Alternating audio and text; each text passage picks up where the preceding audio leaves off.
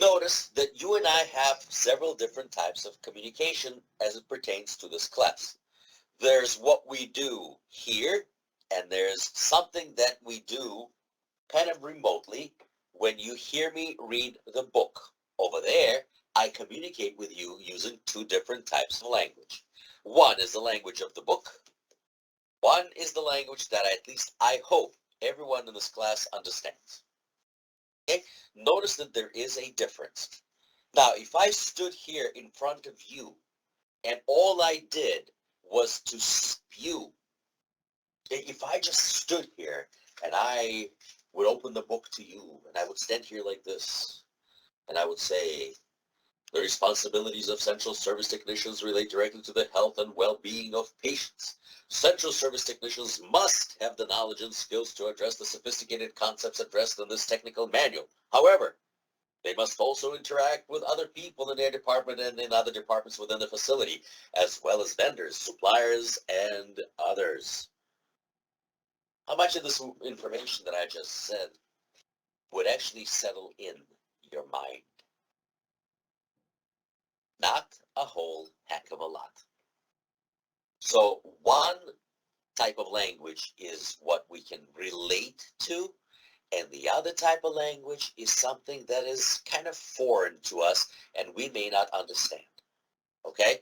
Now, even though the next piece of the language that I'd like to explain to you is not exactly what I just said, but it'll click. Maybe some of you know this word, some of you may not. I believe it is a French word, jargon. Okay? Does anyone know this word?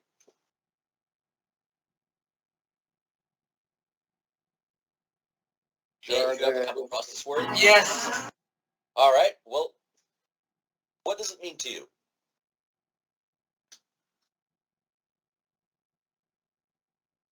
Okay. Would you describe it like rambling? Rambling. Well, you know what? I'm not going to disagree with you. But you know what? It's rambling because we don't understand it. You know, if I speak to my IT manager about a computer problem, I will not understand a single word that he's saying. It's like we're speaking two different languages. He's speaking computerese, and I'm trying to explain to him in plain English with my 6th grade understanding of computing to try to understand, to explain to him what just went wrong. He's giving me his understanding what I said in his language, and I say to him, yeah, okay, well, I think you got it. Go ahead and try to fix it. I didn't understand the word he said. Okay? Now, in different professions and in different places, people say things that they think other people understand, but outside of their close-knit environment, people don't understand that. Like, for example, I'll give you an example. In my house, when you say something is bad or something is just awful or tragic, it means something totally different. Like, for example, my dogs had puppies. I have 2 of the most beautiful puppies that I have ever seen at home right now. If I show them to my kids, show them to my wife, one of them says, oh my God, that's just awful. That's just tragic. They're just sickening. Now, most people would listen to this and they say, how can you say that? These are the most beautiful, little puppies out there. How can you say tragic, awful, sickening? Well, to us, if you're looking at something beautiful and it's so beautiful that makes you ill, that's sickening. That's beautiful. That's my house. So, I have learned it the hard way, when people would look at me funny. So I would stop myself and say, no, no, no, no, no. In my language, in the way we communicate in my house, this is what it means. Well, and this is true for any kind of a different setting. In one neighborhood to the other, there are differences in linguistic expressions. In one profession to another, there are differences. I'll give you an example. What if you say that a person is stewed? What does it mean? Oh, that guy is stewed. What the hell does a stew have to do with a guy? Or how about this guy is 3 sheets to the wind? All right.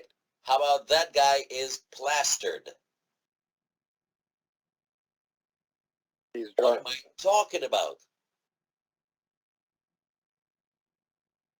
Cedric, did you want to say something? No, I said it translates to he's drunk. Yes, it translates to drunk. So what did I say? Stewed, having to do with stew. Plastered, what does plaster mean? 3 sheets to the wind? I just said the same thing.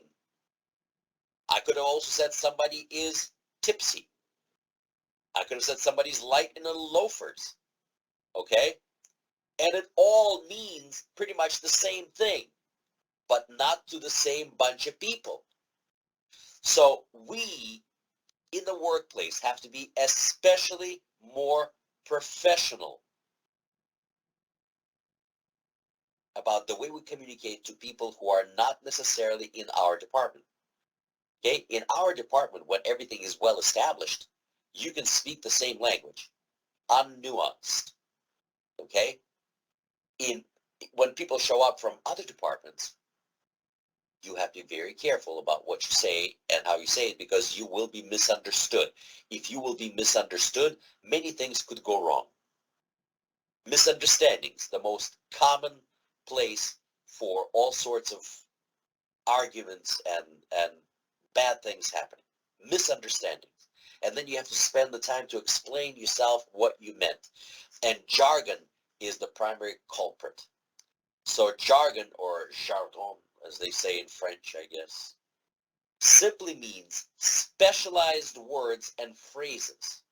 They are specialized words and phrases particular to a specific profession. Now, I didn't talk about professions really, but let me give you an example. In sterile processing, we have this area called decontamination. Decontamination is where we have sinks and washing machines and so on and so forth. So many people started calling it the kitchen. So if somebody asks you, say, hey, where's Steve? Say, oh, he's in the kitchen. From your department, they know to go to the decontamination area. From others' department, they may go, kitchen? What's he doing in the kitchen? He's not a cook, not a dishwasher. Oh, no, no, no. I meant our kitchen, the decontamination room. Oh, you see that little example? And that happens all the time. So let's define the word jargon. Number one word, number one words, but most important words in the definition are, for jargon, they're specialized words, and phrases.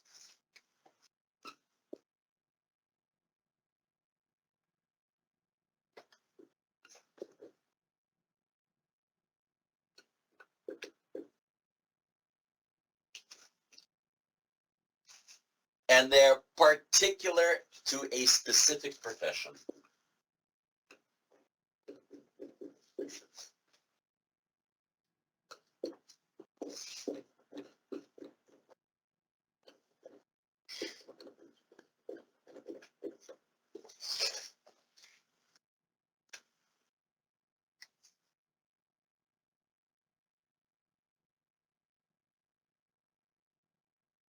Does that make sense?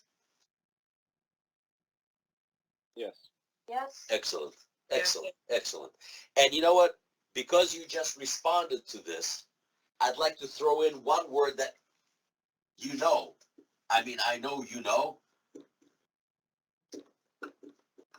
but because I keep asking you, do you understand? And what does it mean for you? I'm actually soliciting this from you, your feedback. your feedback. Now, can I ask you for a small favor, please? So we're talking about feedback.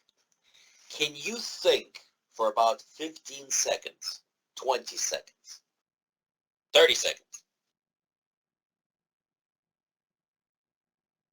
and tell me what feedback definition could be based on what you have learned so far? Not anything else, but based on what I've told you so far. So far, we went through definitions of communications, human relations, jargon, right? And now I'm throwing the word feedback to you. Now, I know that feedback is me asking you to give me your understanding of what I just said. That's really what happens here. Now, so based on the stuff that we just went over, can anyone give me a definition of feedback based solely on what we learned and what you wrote down?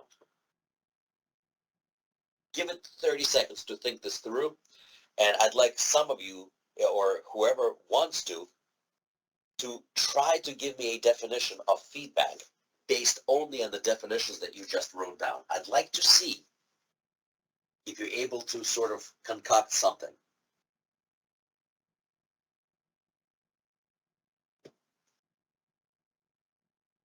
Does anyone have any thoughts? Can I give it a shot? Yes, please. Feedback would be defined as information received, processed, and translated and confirmed as understood. I like it.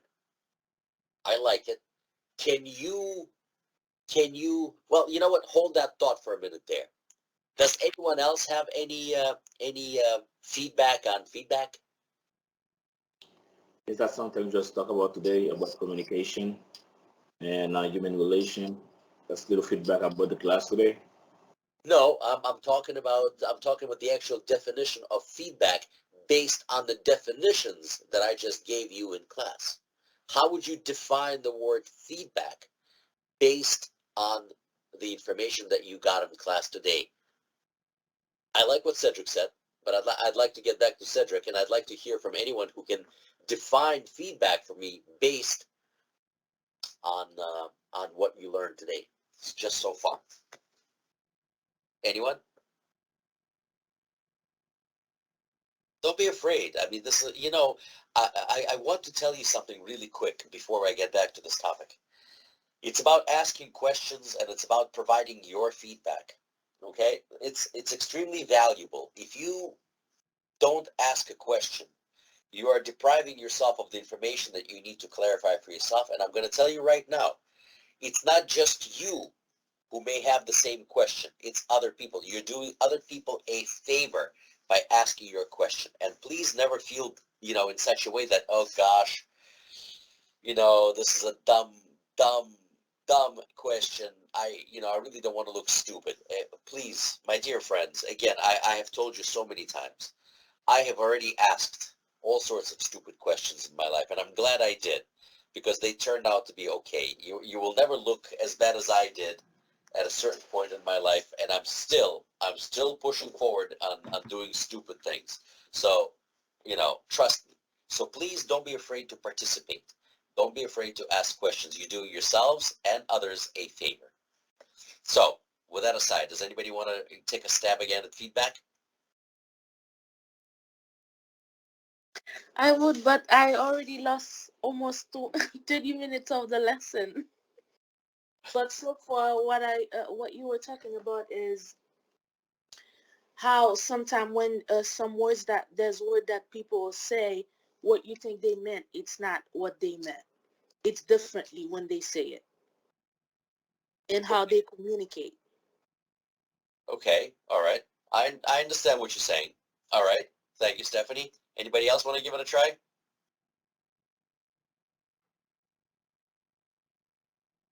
Okay, Cedric. going to throw you under the bus again, but I think you'll find yourself comfortable under that bus because you seem to be asking questions. So be prepared. I'll be tossing you under the bus often. Now, Cedric, please repeat again what you said earlier about your understanding of the word feedback, how you defined it based on what you learned today so far. Well, it's not verbatim, but feedback I would say is defined as confirming receipt of information received, processing, and pretty much your understanding of what was sent. Now, it is a very good explanation of what it is. Okay, but I'm looking for the actual core in there. Now, what you described is a piece of the definition of the word we went over earlier, communication. Am I correct? Correct. So would you say that feedback is a step in the process of communication? Yes. Excellent. And that's why I wanted to pick on you, because you were basically on the money, but you didn't verbalize it in the way that I wanted you to do it in. But now I believe you understand what I was trying to get at. So feedback is a step in communication process, plus everything that you followed up with. Right. What it is. So feedback is a step in a process of communication. It's a step in the process of communication where a listener asks a question. Plus all those other things that you said.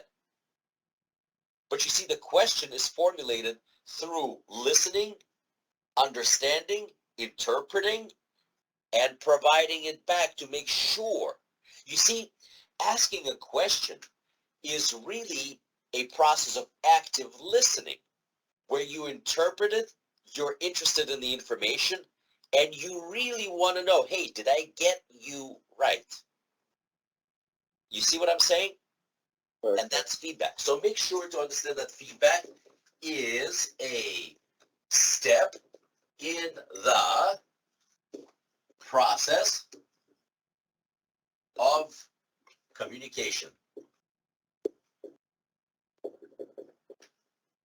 And we can say where listener asks a question. And that asterisk simply means refer to the definition of communication. Excellent, excellent stuff, Cedric. Very good.